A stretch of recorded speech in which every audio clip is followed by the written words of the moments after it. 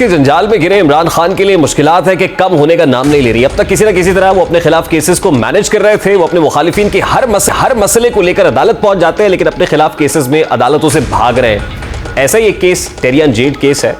सिर्फ इमरान खान ही नहीं, पूरी तहरीके इंसाफ इस केस से भाग रही है। कल इस केस पर बात करने के लिए हमारे प्रोग्राम में तहरीके इंसाफ के रहनुमा जमशेद इकबाल चीमा मौजूद थे। जब हमने उनसे इस केस से मुतालिक बात करना चाहिए तो वो आग बोगुला हो गए, खूब सीखपा हो गए। अब आज इसी केस के अंदर इस्लामाबाद हाई कोर्ट के चीफ जस्टिस आमिर फारूक साहब, जिन पर बड़ा एतराज उठाया जा रहा था, एक लार्जर बेंच कॉन्स्टिट्यूट कर दिया गया है और वो इस केस को टेकअप करेगा, इसको सुनेगा। बड़ा इंपॉर्टेंट होगा। इस्लामाबाद हाई कोर्ट की तरफ से अब एक और इंपॉर्टेंट केस के अंदर, जो ममनुआ फंडिंग केस में पाकिस्तान तहरीके इंसाफ ने इलेक्शन कमीशन के फैसले को चैलेंज कर रखा था, आज तहरीके इंसाफ की उस दरखास्त को भी मुस्तरद कर दिया गया है। आने वाले दिनों में खासतौर पर इन दो केसेस के बड़े इंपॉर्टेंट, बड़े सिवियर किस्म की इंप्लीकेशंस होते हुए दिखाई दे रहे हैं इमरान खान साहब पे, खासतौर पे ममनुआ फंडिंग केस के मामले पे, जिसपे बार बार तहरीके इंसाफ इल्तवा लेती रही और इलेक्शन कमीशन ऑफ पाकिस्तान के दायरे इख्तियार को चैलेंज करती रही। 8 साल तक ये केस चला है। 2014 में पिटिशनर अकबर एस बाबर गए और उसके बाद 8 साल तक तहरीके इंसाफ बार बार इल्तवा लेती रही।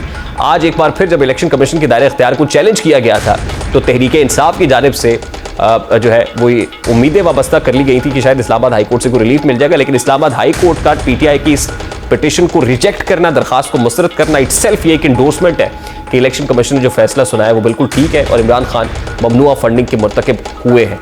अब इसके फर्दर इंप्लीकेशंस क्या हो सकते हैं इमरान खान पर, उनकी पार्टी पर बात करेंगे।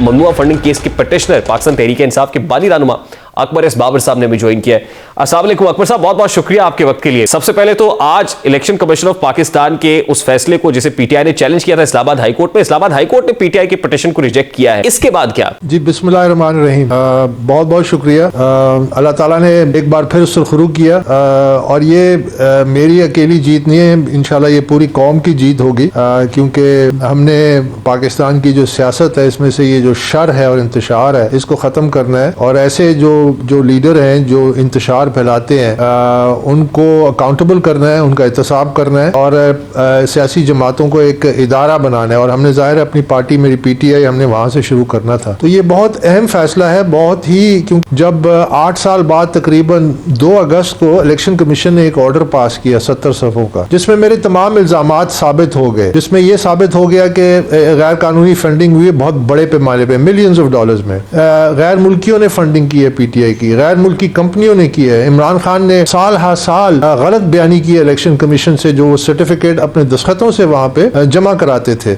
इसके अलावा बैंक अकाउंट्स को छुपाया गया, 13 अकाउंट्स की निशानदेही की जिसको डिसओन किया, जो बाद में अब पता चल रहा है कि हकीकत कुछ और थी। तो एक बहुत बड़ा मेगा फाइनेंशियल फ्रॉड हुआ है और ये वो जमात और उसके वो रहनुमा कर रहे हैं जो दावा करते हैं कि हम लोग सादिक और अमीन हैं, हम लोग करप्शन जो है हमारे करीब से भी नहीं गुजरी। तो मेरे ख्याल में पाकिस्तान की फाइनेंशियल तारीख में सबसे बड़ा फाइनेंशियल फ्रॉड जो है वो डॉक्यूमेंट हो गया 2 अगस्त 2022 को। उसको फिर पाकिस्तान तहरीक इंसाफ ने अगस्त के महीने में ही इस्लामाबाद हाई कोर्ट में चैलेंज किया, जहाँ पे फिर चूंकि इस केस की बड़ी अहमियत थी और उसके बड़े दूरस असरात पड़ेंगे, तो इस्लामाबाद हाई कोर्ट ने एक 3 रुकनी लार्जर बेंच बनाया, जो कि मौजूदा जो चीफ जस्टिस हैं इस्लामाबाद हाई कोर्ट के, वो उसके सरबराह थे उस बेंच। और 3 मुअज़्ज़िज़ जजों ने ये केस सुना, पीटीआई के तमाम दलाइल सुने और उसके बाद फैसला महफूज किया, जो फैसला आज उन्होंने ऐलान किया, जिसका आपने हवाला दिया। उन्होंने पीटीआई की वो जो रेड पिटिशन थी उसको डिसमिस कर दिया।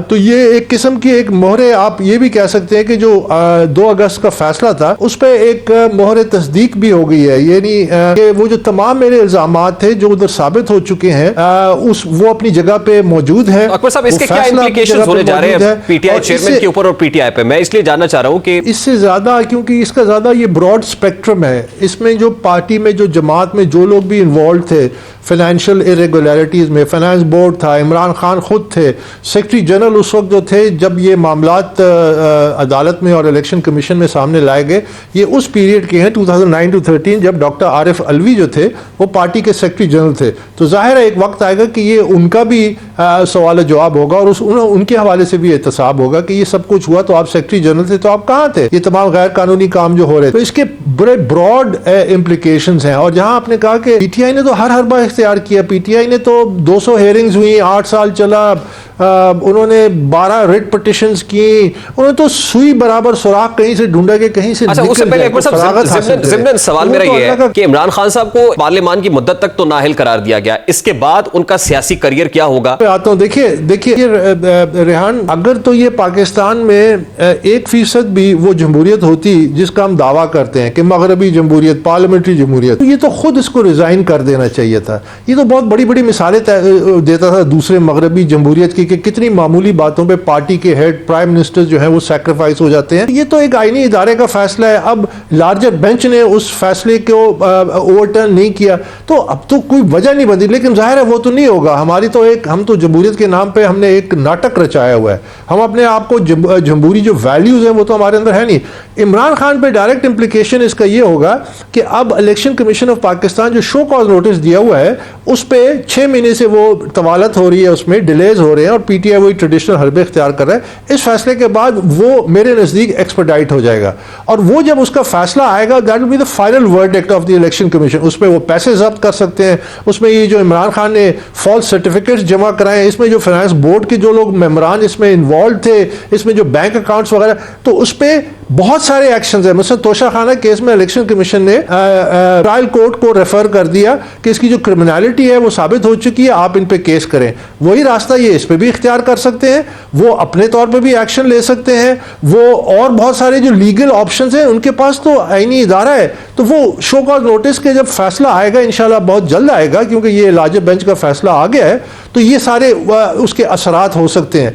लेकिन पॉलिटिकली स्पीकिंग इमरान खान जो वैल्यू सेट करता था दूसरों के लिए, जो स्टैंडर्ड सेट करता था दूसरे के लिए, उस मयार पे वो खुद नहीं उतरा। और ये मैं आपको बताऊं कि इस केस का जो बड़ा मकसद था वो ये था, मुझे अफसोस से कहना पड़ता है कि 8 साल हो गए हैं, ये जो आज इंतशार की सियासत गली गली मोहल्ले में पहुंच चुकी है, this should have been nipped in the bud. उस वक्त अगर ये फैसला हो जाता और इसमें तमाम इदारे मुलव्विस थे, तमाम लोगों ने इसमें तवालत इख्तियार की, इसको डिले किया and they pander to Imran Khan. इसकी जो फैशिस्ट, इसने जो फैशिज्म की कि जो इलेक्शन कमिश्नर को बुरा भला कहता है, उनको थ्रेटन करता है, election commission is a constitutional body, अभी तक उसको कोई सजा उस हवाले से नहीं हुई। सो ये एक फैशिज्म का वो था जो उसी वक्त हो जाता जब मुझे बुला के कहा जाता था कि जी आप ये केस वापस ले लें क्योंकि नेशनल सिक्योरिटी का मामला है। तो मैं उनको समझाता था कि नेशनल सिक्योरिटी चंद लोगों की सिक्योरिटी से नहीं होती, नेशनल सिक्योरिटी का एक ब्रॉडर कॉन्टेस्ट है। जब एक सियासी जमात की इतने बड़े पैमाने पे गैर मुल्की, देखिए मैं इमरान खान नहीं हूं, मैं अपने इदारों को बदनाम नहीं करूंगा, मैं अगर तनकीद भी करूंगा तो ऐसे इस जबान में करूंगा कि उनकी इस्लाह की तरफ रास्ता बने। मैं इंतशार पसंद नहीं हूं। इमरान खान तो कहता है कि अगर मुझे इक्तदार देना है तो दो। अकबर साहब, अगर क्रिमिनल प्रोसीडिंग्स उसी तरह से शुरू हो जाती हैं जिस तरह आपने तोशाखाना केस के अंदर देखी, तो आपको लगता है कि लाइफ टाइम डिस्क्वालिफिकेशन और गिरफ्तारी तक भी जा सकता है मामला इमरान खान? फाइनेंशियल फ्रॉड हुआ है, इतने बड़े पैमाने पे हुआ है, तो जाहिर है ये तो एक ऑप्शन है। ये तो